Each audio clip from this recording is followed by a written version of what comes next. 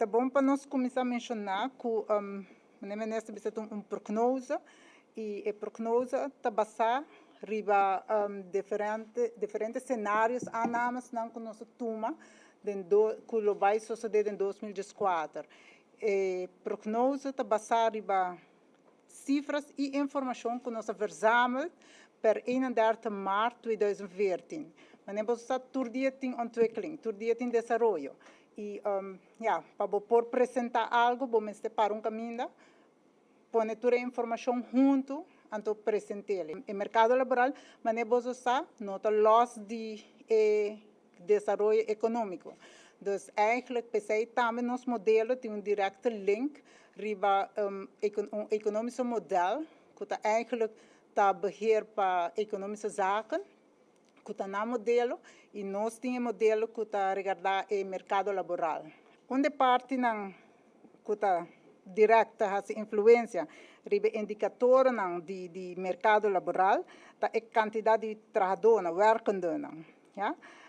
Aqui não nós estamos falando de neto, uiteindelijk nós kommen uit de 1.119 pessoas extra que lobbying ribe mercado laboral. Dus nieuwe formatieplaatsen aan que worden creëren ribe el mercado laboral. Dan a parte de werklozen, que é outro indicador muito importante para o mercado laboral, nós está assumir que basado riba nos análises que também que a quantidade de werklozen também baixa com 5 gente. Essa aqui tem parte de gente que mirando ministro de labor seu beleid que também streep para pôr 2 gente, 2 bijstandsgerechtigden riba mercado laboral e a outra parte da pessoa que está buscando trabalho, que está werklozen, que também vai subir mercado de uma ou outra maneira. Nós está verwacht crescimento da quantidade de werkenden de 2,1%.